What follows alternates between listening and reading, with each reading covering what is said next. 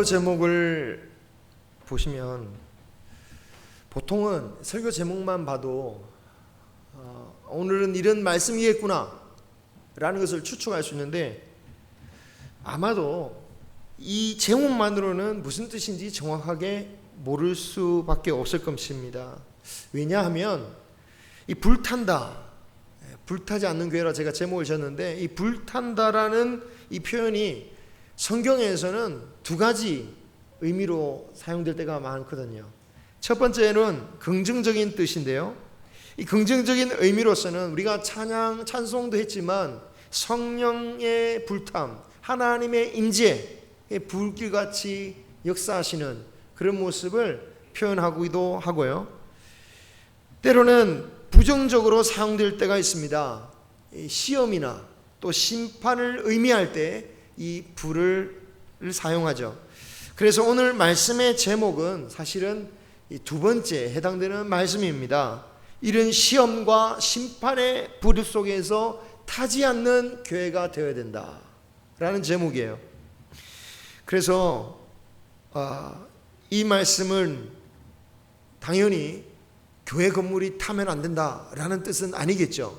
제가 이렇게 말씀드리는 것조차 민망할 정도로 유치한 말이겠죠. 하지만 정작 그 교회가 아닌 거룩한 성도가, 그 거룩한 성도인 교회가 불에 탄다는 의미가 도대체 무엇일까? 라고 한다면 그 의미가 무엇인지 분명히 들어오지 않을 것 같아요. 그래서 바울 사도가 오늘 말씀에서 고린도 교회 성도들을 보면서 불에 타는 교회가 되면서는 안 된다라고 했는 그 말씀을 살펴보면서 과연 우리가 어떻게 불에 타지 않을지에 대해서 살펴보기를 원합니다. 이 고린도 교회는 바울이 1년 6개월 동안 머물면서 개척한 교회였습니다. 당시 고린도에 머물던 이 브리스길라와 아굴라, 이 부부죠. 이 부부의 집 또는 다른 성도의 집에 가서 모여서 복음을 가르치고 교회를 개척했습니다. 자, 오늘 보면 10절을 한번 보십시오. 10절을 보면 바울 사도가 고린도 교회를 개척하면서 그런 사역을 시작한 것을 마치 건물을 건축하는 것에 비유해서 터를 닦았다라고 표현하고 있습니다. 우리가 교회 터 하면 당장 교회당 그 부지를 생각하겠지만 이 교회의 본질적인 터가 뭐다? 바로 성도들이 복음을 배우고 믿음의 공동체를 시작하는 것임을 보여주고 있는 거죠. 그럴 수밖에 없는 게 바울 시대에는 교회당이 존재하지 않았죠. 그때는 오로지 성도들의 모임밖에 없었습니다. 그러니까 바울 사도가 또는 이 성경 속에서 말하는 교회는 우리가 지금 생각하는 교회당에 모여서 모이는 그런 교회가 아니에요. 오로지 어디에서 모이든 간에 성도들의 모임, 그것만 생각했다라는 거예요. 그래서 우리도 이런 교회의 개념을 확실하게 세워야지 말씀을 보면서 헷갈리지 않을 수 있습니다. 자, 바울은 이렇게 세운 고린도 교회를 떠나서 선교 사역을 하고 있는데요, 이 고린도 교회는 그 떠난 바울 대신 다른 사역자가 오게 됩니다. 그래서 10절에 보면 다른 이란 이 표현이 있는데, 다른 이란 것은 자신을 이어서 사역하는 다른 사역자들을 가리켜 하는 말이에요. 그 대표적인 인물이 아볼로입니다. 사도행전에 보면 아볼로가 고린도 교회에서 사역하게 된 계기를 간접적으로 알 수 있는데요, 그가 원래 에베소 지역에서 여러 회당을 다니면서 예수님을 전했습니다. 예수님에 관한 하나님의 말씀을 전했어요. 그런데 그때까지만 해도 그가 요한의 세례에 대해서는 잘 알았지만, 요한의 세례에 대해서까지는 잘 알았지만 그 이후에 예수님의 세례에 대해서 알지 못했어요. 그런데 마침 그때의 에베소에 누가 있었느냐? 브리스길라와 아굴라가 있어서 그 설교를 듣게 되었는데, 아볼로의 설교를 가만히 듣고 보니까 부족한 점이 있는 거예요. 그래서 가만히 그를 조용히 불러다가 하나님의 도를 정확하게 가르쳐 줍니다. 그런데 이 아볼로가 아가야 지방에 대한 소망이 있는 것을 보면서, 이 아가야 지방이란 곳이 고린도 교회 근처거든요. 고린도 지역 근처입니다. 그 아가야 지역에 있는 성도들에게 추천 편지를 써줍니다. 그래서 아볼로는 에베소를 떠나 이 아가야 지역으로 가서 복음을 전하며 많은 유익을 끼쳐요. 그러면서 점점 근처에 있는 고린도 교회까지 이르게 된 것으로 보여져요. 자, 이런 과정을 볼 때에 고린도 교회의 바울 뒤를 이어서 사역하게 된 아볼로 역시 바울의 영향을 받았다라는 것을 알 수 있습니다. 왜냐? 그에게 정확한 하나님의 도를 가르쳐준 브리스길라와 아굴라가 어떤 사람입니까? 바울을 위해서라면 자신들의 목이라도 내어놓을 만한 그런 사람이었다라는 거예요. 그들은 원래 로마에 살던 사람이었어요.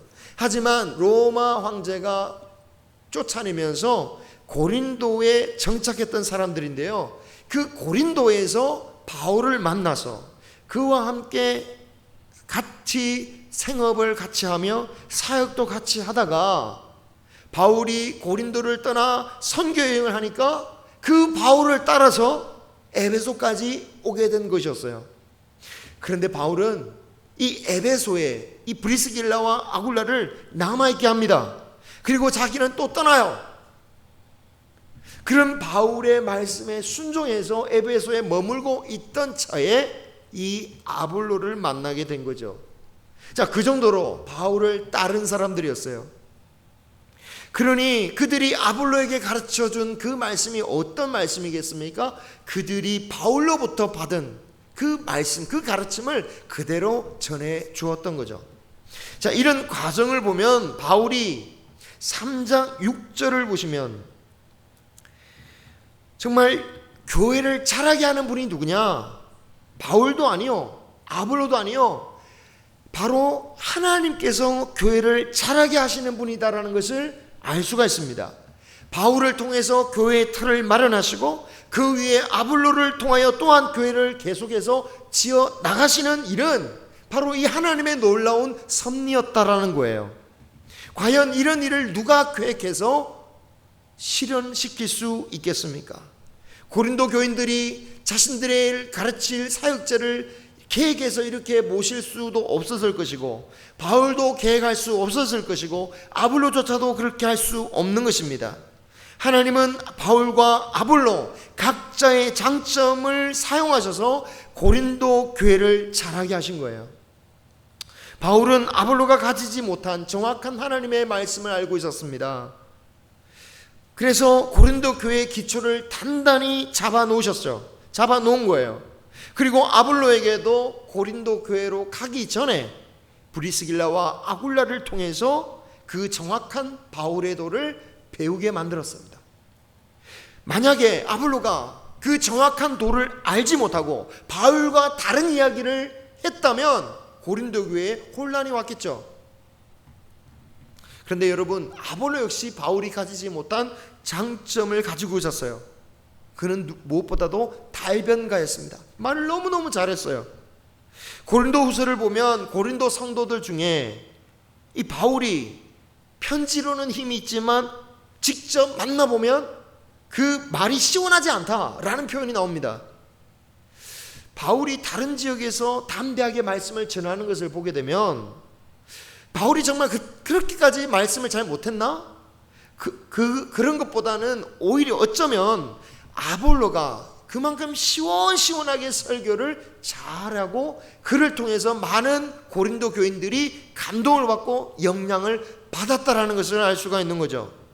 어쨌든 그만큼 아볼로는 자신이 받은 달란트로 교회를 또 잘 자라게 만들어 준 겁니다.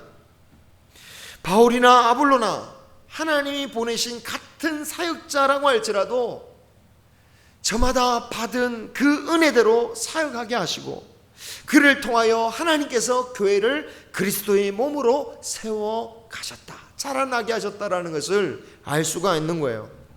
바울도 이 점을 잘 알고 있습니다. 그래서 자신이 털을 닦은 이 교회가 더 이상 이 교회를 누구도 손대지 마라, 이 교회 더 이상 더 덧붙일 거 없다 라고 하지 않아요. 10절에 보면 내게 주신 하나님의 은혜를 따라 나도 사역했다라고 말하는 거예요. 여러분, 우리가 바울이나 아볼로처럼 사역자들은 아니지만 이 그리스도의 몸된 교회를 지어가는 것엔 모두가 동참하는 사역자들이라고 할 수 있습니다. 바울과 아볼로가 그 받은 은혜와 그들이 받은 달란트대로, 비록 그들이 달랐지만 받은 달란트대로 하나님의 교회를 섬긴 것처럼 우리가 받은 은혜와 우리가 가지고 있는 달란트가 다를진데 우리는 다만 내가 받은 그 하나님의 은혜를 따라서 이 교회를 섬기면 되는 것입니다. 이럴 때에 하나님이 보시기에 아름다운 교회가 되는 것이고, 그리고 주님께서 우리를 보시면서 정말 자신의 몸으로 여기는 그런 귀한 교회가 되는 것입니다. 그런데 여러분, 이게 하나님의 관점이에요. 하나님이 우리에게 바라시는 관점인 거예요. 이런 관점으로 우리가 섬기기를 원하세요. 그런데 정작 우리는, 그 안에 있는 우리는 그런 하나님의 관점보다는 내 자신의 관점으로 보기가 쉽습니다. 하나님이 주신 은혜를 가지고 주 안에서 한 몸 되어서 협력하여 섬기는 게 아니라 내가 받은 은혜 가지고 어떻게 합니까? 다른 사람이 받은 은혜와 비교하는 거예요. 비교해서 어떻게 합니까? 우열을 가리는 거예요. 누가 더 높은지, 누가 더 낮은지, 누가 더 많이 했는지, 누가 더 적게 했는지 이것 가지고 비교하더라는 거예요. 우월감을 가지기도 하고 열등감을 가지기도 하고.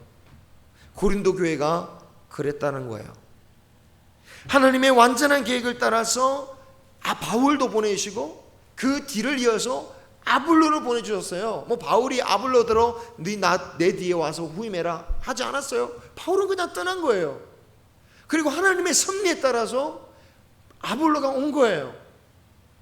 그래, 하나님의 놀라운 섭리인데 정작 그 은혜 받은 고린도 교회 성도들이 뭐라고 합니까? 나는 그래도 첫 번째 터를 쌓은 그 바울이 난 좋아. 나는 바울파야. 뭐야? 바울보다 훨씬 더 은혜를 주는 이 아볼로가 얼마나 좋아? 아볼로파야. 더 나아가서는 아니야. 나는 정통 유대 예수님의 첫 번째 정통 제자 베드로 사도로부터 큰 은혜를 받았어. 나는 베드로파야. 그게 무슨 소리야? 사람으로부터 은혜 받는다는 게 말이 돼? 나는 예수님으로부터 직접 은혜를 받았어. 나는 그리스도파야 라고 하면서 그냥 파들이 막 생기는 거예요. 하나님께서 어떤 사람은 바울에게 은혜를 받게 하시고, 어떤 사람에게는 아볼로에게, 어떤 사람에게는 베드로에게, 어떤 사람에게는 직접적으로 은혜를 주신 이유가 뭡니까? 그리스도 안에서 다양한 사역과 일들을 함께 협력하여 하라는 뜻인데, 오히려 받은 은혜 가지고 자신들이 그 그리스도의 몸된 그 교회를 분열시키는 그런 일을 했더라는 거죠. 이런 일들은 오늘날 더 심할 거예요. 천주교, 개신교로 나누어지고, 개신교 내에서 또 여러 종파가 나누어지고, 또 똑같은 종파 안에 여러 교단들이 또 찢어지고, 또 교단 안에서 또 각각 개교회 목사님들의 성향에 따라서 찢어지고, 그리고 각종 세미나와 프로그램에 따라서, 심지어는 세상의 관심사에 따라서 너무 다양한 파들이 갈리고 찢어진다라는 거죠. 지난주에 저를 누군가가, 제가 예상하기로는 어느 노예 목사님이 초대하신 것 같아요. 그런데 어떤 누군가가 저를 알지 못하는 단체 카톡방에 초대했습니다. 그런데 어떤 단체인가 라고 딱 보니까 앞 페이지에 딱 설명이 나와 있더라고요. 여기는 나라의 미래를 진심으로 걱정하는 우파 목회자들의 모임입니다. 이렇게 딱 써 있더라고요. 그리고 그 안에 띄워져 있는 그 대화들은 온통 같은 성향의 정치적인 발언들이 들어 있었습니다. 사실 웬만한 우리나라 사람들이 정치에 관심이 많다고 하지만 자신을 가리켜서 우파다 또는 좌파다 라고 말할 정도가 되면 사실은 조금은 치우치죠. 보통은 내가 보수적이다 또는 진보다 정도라고 말하지, 나는 우파다, 나는 좌파다라고 말하지 않죠. 보통은 상대방을 지적할 때 공격할 때 저는 좌파야 또는 저기는 우파야, 보통 그렇게 하지 스스로를 가리켜서 우리는 우파입니다 라고 말하는 정도면 조금은 치우친 그런 경향이라는 것을 느끼게 해주죠. 저는 목사도 정치에 관심이 있을 수 있고 성향이 있을 수 있다고 합니다. 왜? 정치는 어떤 때는 옳고 그름을 나누는 또는 사람의 그런 방향을 가리키는 중요한 방법이기 때문에 사실은 목회자님들도 당연히 정치적인 관심이 있을 수밖에 없는 거죠. 하지만 같은 정치 성향의 목회자들끼리 모임을 만들고 그래서 같은 주장을 해서 상대방을 비판하고 비방한다면 그것이 과연 교회에 좋은 것인가? 여기서 제가 말하는 교회란 것은 단지 지역의 우리 교회 하나 교회를 말하는 게 아니라 좋은 지역을 망라하여서 예수 그리스도 밑에서 모든 교회가 한 교회, 사실은 이게 큰 개념의 교회죠. 우리 충강교회, 부강 중앙 장로교회 이런 것 망라해서 성결교회 상관없이 하나님 안에서 같은 믿음을 가진 모든 하나의 교회를 말하는 거예요. 고린도 교회란 말도 그 뜻입니다. 고린도 교회란 명패 딱 붙인 교회가 따로 있는 게 아니에요. 왜? 말씀드렸잖아요. 교회당 갖고 만든 교회가 아니에요. 모이는 곳이에요. 어떤 때는 이 사람들이 모이고 어떤 때는 이렇게 모이기도 하고 다양한 곳에서 여기 저기서 모이는 고린도 지역에 있는 모든 교회를 가리켜서 고린도 교회라고 하는 거예요. 에베소 교회 다 마찬가지예요. 그래서 지역 이름으로 교회를 붙인 거예요. 명패에 고린도 교회라고 따로 있는 게 아니에요. 어쨌든 그렇다 보면 지역 교회가 하나가 되는 것, 정말 우리 교회가 우리끼리 하나 되는 것도 중요하지만 그리스도의 시각으로 보면 다른 교회들, 이 지역에 있는 모든 망라에서 온 교회가 하나 되는 것도 사실은 정말 하나님의 나라를 위해서는 정말 중요한 거 아니겠습니까? 정말 중요한 것이겠죠. 우리가 싸워야 될 대상, 우리의 경쟁의 대상은 다른 교회가 아니라 이 세상이잖아요. 자, 이런 큰 개념으로서의 교회로 봤을 때 모든 교회가 하나가 되는 것이 중요한데, 그런데 이 교회 안에서 정치 성향으로 다른 성향의 사람을 마치 적군처럼 표현한다면, 마치 무슨 사탄 마귀처럼 표현한다면 그것이 과연 어떻게 되겠습니까? 제가 지역적으로 말해서 좀 그렇지만 정말 노골적으로 전라도 교회와 경상도 교회가 원수가 되어야 되겠습니까? 바울은 교회 안에서 그리스도파라고 말하는 것조차 지적했어요. 무슨 말입니까? 나는 그리스도파요 라고 말하는 것조차 말도 안 된다. 세상에 다른 것을 주장한 것도 아니고 내가 하나님을 덜 잘 믿고 내가 은혜를 더 이분으로부터 받았습니다, 그것 가지고 내가 은혜 받은 것 가지고 파를 조성하는 것조차 바울이 지적하고 있잖아요. 그렇게 믿으면 안 된다. 하물며 이 세상의 정치 성향을 가지고 목회자들이 분파를 만들고 그렇지 않은 그리스도인들까지 싸잡아 비방하는 일을 한다면 그게 얼마나 하나님 앞에서 죄가 되는 겁니까? 명백히 말씀드리지만 이 세상의 어떤 정치적인 분파도 하나님 앞에서 심판받을 수밖에 없어요. 역사를 보면 그래요. 공산주의가 얼마나 악한지 우리는 너무 잘 압니다. 그러면 민주주의는 항상 선했습니까? 그렇지 않아요. 잘 알잖아요. 모든 나라는 무엇을 위해서 일합니까? 국익을 위해서 하는 거예요. 자신의 이익을 따라 움직여요. 그렇기 때문에 민주주의가 됐든 어떤 주의가 됐든 악을 행할 때가 있죠. 그래서 마지막 날에는 심판받을 수밖에 없어요. 모든 사람이 심판받을 수밖에 없듯이 사람이 만든 이 모든 것들이 심판받을 수밖에 없을 겁니다.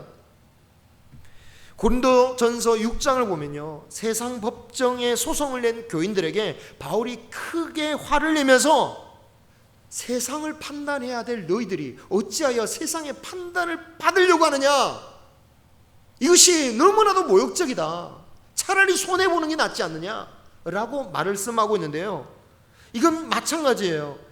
만약에 정치 성향으로 그 성도를 비난하고 비방하는 것도 마찬가지 아니겠습니까? 심판받아야 할 세상 정치 가지고 하나님의 나라의 백성을 판단한다라고 한다면 그것이 얼마나 그리스도의 몸된 교회에 모욕적이고 어리석은 행동이겠습니까? 여러분, 교회 내에서 여러 가지 다양한 사람들이 생기는 것은 하나님의 뜻이기도 하고 자연스러운 일이기도 합니다. 그에 따라 다양하게 활동하고 사용할 수 있습니다. 하지만 조심하라는 거예요. 조심하라. 자신이 세우는 것이 정말 그리스도의 몸인지 아니면 심판받을 수밖에 없는 다른 것을 세우고 있는지 바울이 그것을 경고하는 거예요. 다양한 은혜를 받아 교회를 세워가는 사역자들이 어떻게 교회를 세워가느냐.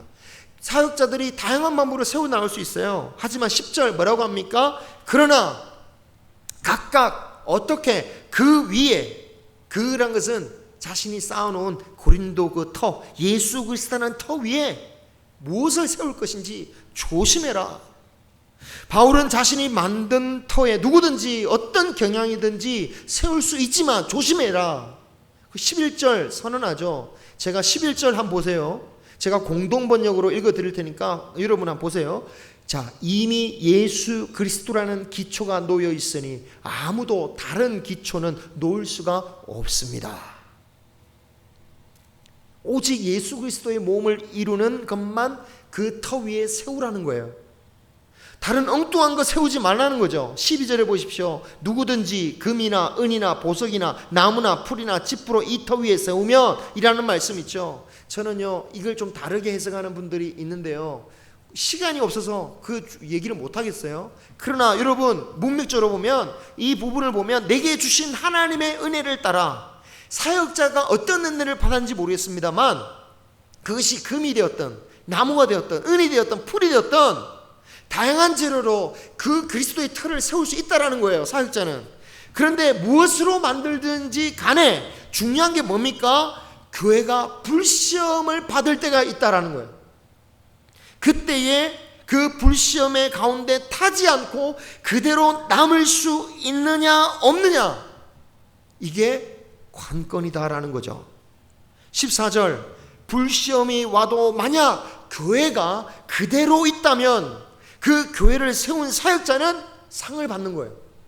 하지만 아무리 멋지게 교회를 지어 놓았는데도 열심히 그 위에 뭔가 교회 같은 걸 세워놨어요. 하지만 불시험에 의해서 그것이 다 타버리고 남지 않는다면 15절 해를 받을 것이라고 말해요. 여기서 해를 받을 것이란 것은 심판을 의미하는 건 아닙니다. 왜냐하면 그 뒤에 교회는 타버려도 그는 구원받는다고 돼 있죠. 불 가운데서도 구원을 받는다고 했죠. 그 구원받는 자가 누굽니까? 역시 여러분 이 부분은 고린도 예전에 수요 예배 시간에 이미 말씀을 드려서 시간이 없어서 더 이상 부연 설명을 못하겠습니다만 뭐 부끄러운 건 그런 게 아닙니다. 여기서 구원받는 자란 첫째는 이 바울의 뒤를 이어서 고린도 교회에서 사역하는, 바울이 터를 잡은 그 예수 그리스도의 터 위에 다른 사역자가 와서 아볼로 같은 사역자들이 와서 세운 그런 아볼로 같은 사역자들을 말하는 거예요.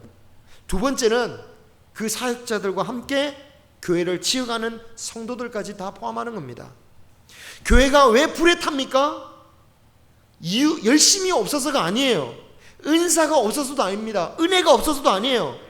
고린도전서 1장 5절을 보면 고린도 교인들은 모든 것을 넉넉히 갖춘 사람들입니다. 신앙적인 모습에 부족함이 없는 거예요. 1장 6절에 보면 그리스도에 관한 증언의 확신을 가지고 있는 사람들이었고, 7절에 보면 모든 은사에 부족함이 없이 예수 그리스도의 오실 날을 기다리는 정말 신실한 사람들인 거예요. 문제는 자신들이 받은 은혜 가지고 바울파, 아볼로파 서로 갈라져 그리스도의 교회가 아닌 인간의 소욕과 주장이 난무하는 그런 교회로 만들었으니, 그런 모습으로 불시험이 닥치면 그런 교회는 하나도 남지 않고 다 타버리고 그 모든 업적들이 다 사라져 버릴 것이다 라는 거예요. 이 세상에 존재하는 대부분의 교회들에서 이런 고린도 교회 문제들이 사실 똑같이 벌어집니다. 예수님의 복음과 은혜로 말미암아 세워졌던 교회가 사라지고 많은 경우들이 많죠. 왜? 자신이 받은 것 가지고 엉뚱한 것을 세워갔기 때문입니다. 저는 유럽의 교회들이 그렇다고 생각해요. 단지 그들이 잘 살게 되고 그들이 과학이 발달해서 똑똑해져서 없어졌느냐? 물론 그런 측면도 있겠지만 이 말씀을 보면서 왜 유럽의 교회가 사라져 버렸을까? 처음에 유럽의 교회들이 얼마나 하나님의 은혜 가운데 세워졌습니까? 고린도 교회도 그리스에 있는 교회니까 유럽 교회죠. 그죠? 고린도 교회도 유럽 교회의 시초 중에 하나입니다. 그만큼 유럽의 교회들은 수많은 순교자들을 통해서 예수님의 터가 닦여졌습니다. 실제로 어떤 교회당들은 상당히겠죠. 이 교회당들은 순교자의 무덤 위에 세워진 경우들도 있어요. 자랑하잖아요. 하지만 정작 그 위에 그리스도의 몸이 세워졌는가? 아니면 자신들의 권력과 사치와 욕망을 지어갔을까? 교회사를 보면 그 교회들이 세상의 권력, 지배층과 다를 바가 없었다라는 것을 볼 수가 있어요. 그들이 가진 힘으로 많은 세금과 후원을 받고 또 전설적인 미켈란젤로 같은 그런 아주 전설적인 예술가들을 동원해 정말 웅장하면서도 예술적인 돈으로 가치를 매길 수도 조차 없는 그 멋진 성당들, 교회당을 지어갔지만 정작 그 안에 교회가 있습니까? 교회가 없다라는 거죠. 교회당만 존재할 뿐입니다. 교회가 없는 교회당은 뭐가 됩니까? 관광지. 좀 보존할 가치 있는 교회당은 관광지. 보존할 너무 많아서 그 국가의 도움을 받지 못하는 성당들은 폐허가 되거나 아니면 호텔이 되거나 체육관이 되거나 더 나아가서는 술집이 되거나 나이트클럽이 되거나 정안되면 이슬람 사원이 되어 가기도 하는 것이 지금 현실이죠. 이런 비극을 지켜야 할 게 누굽니까? 교회죠. 교회가 지켜야 되잖아요. 근데 왜 못 지킵니까? 교회가 없으니까 못 지키는 거예요. 한국교회도 어쩌면 이미 타버릴 수밖에 없는 것들에 목숨 거는 경우들이 있습니다. 심지어 선교지들도 그런 경우가 있는 것 같아요. 하지만 다른 곳을 볼 것 없이 우리 교회가 타지 않는 교회로 찾아가기를 소망합니다. 이 세상의 것으로는 다 탈 수밖에 없어요. 세상의 재물도 탈 수밖에 없죠. 즐거움도 탑니다. 또한 우리의 육신, 우리의 건강, 이 모든 것들은 다 타버릴 수밖에 없어요. 교회가 제대로 되려면 돈도 있어야 되고 리모델링도 잘 되고 세상의 즐거움도 있어야 된다라고 하지만 만약 그것으로만 세운다면 불시험이 오면 결국 아무것도 남아있지 않을 겁니다. 영원히 타지 않을 것이 뭡니까? 오직 하나님의 말씀이고 하나님의 사랑이고 주를 향한 믿음이며 소망입니다. 그 모든 것을 따라서 행하는 그 모둠의 열매들일 겁니다. 이 타지 않는 것으로 우리가 섬기는 우리 모두가 되기를 소망합니다. 불시험이 다가오고 있습니다. 그것이 당장 올해일지 내년일지 10년 뒤일지 아니면 경제 문제일지 재해 문제일지 안보 문제일지 아무도 모릅니다. 하지만 그 시험이 오기 전에 데려가 주시면 그게 제일 복이겠지만 이 불시험을 맞이하게 하신다면 우리가 견딜 수 있도록 준비하는 우리 모두가 되어야 될 줄 믿습니다. 기도하고 말씀으로 또한 사랑으로 용서로 관용으로 주님께서 하나가 되게 하신 것을 평안에 매는 줄로 힘써 메어 지키는 것들, 영적인 산제살로 주께 영화롭게 하는 모든 일들을 통해서 하나님이 지키시는, 하나님이 자라게 하시는 우리 모든 교회 성도님들 되시기를 주님의 이름으로 축원합니다. 그런 우리에게 생명의 면류관을 허락하여 주실 것입니다. 기도하겠습니다.